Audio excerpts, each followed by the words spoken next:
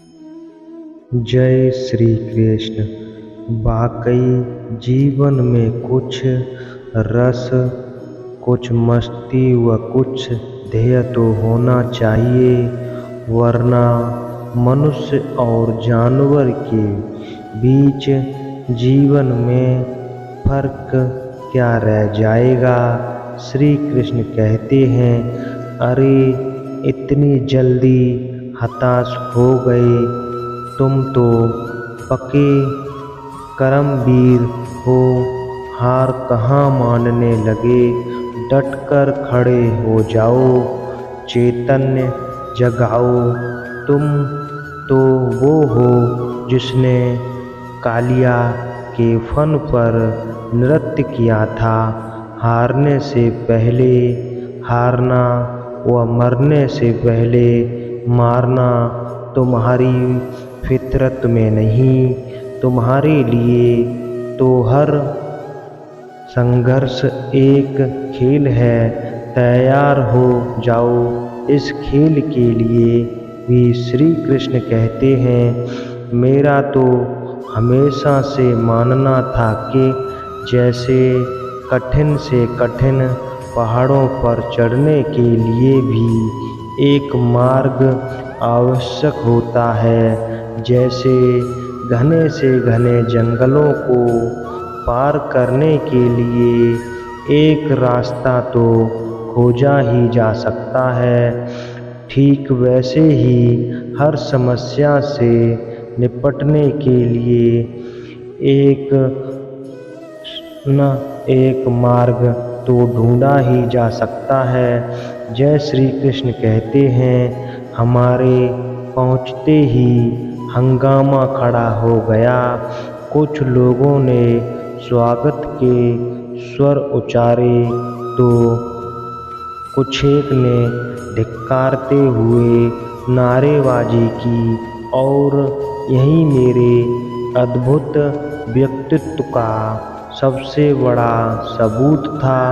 या तो मनुष्य मुझसे प्रेम कर सकता था या मुझसे नफरत कर सकता था, लेकिन तटस्थ कतई नहीं रह सकता था। श्री कृष्ण कहते हैं, मैं अब तक के जीवन से इतना तो अच्छे से जान गया था कि सफलता के लिए सवाल अच्छे बुरे या पाप पुण्य का है ही नहीं, असली सवाल तो एक और अनेक का है।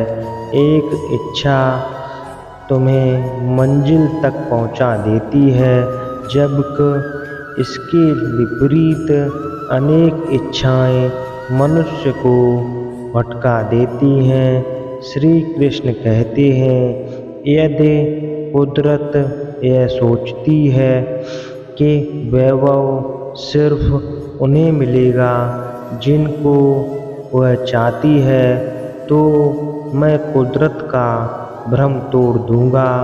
मैं हर व्यक्ति कैसे वैभवशाली हो सकता है, वह कला अवश्य खोजूंगा।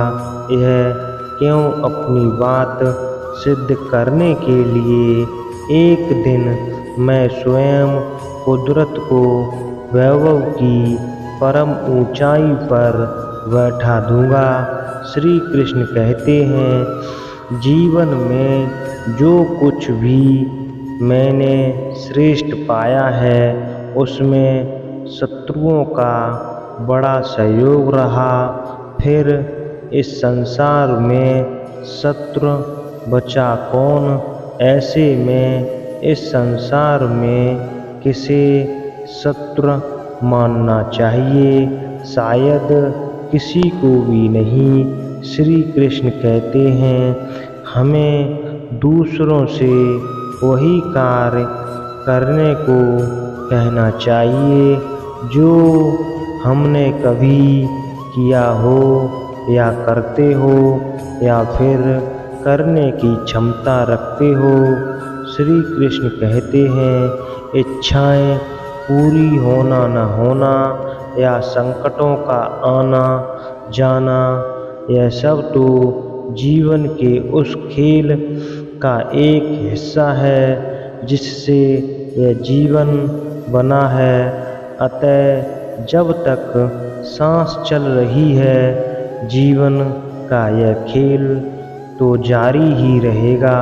श्री कृष्ण कहते हैं, यदि कोई संकट का समाधान नजर न आए तो डटकर उसका मुकाबला किया जा सकता है, परंतु जिस समस्या का कोई समाधान ही न हो तो समझदारी इसी में है कि उसे प्रकृति के न्याय पर छोड़कर तत्काल चिंता मुक्त हो लिया जाए।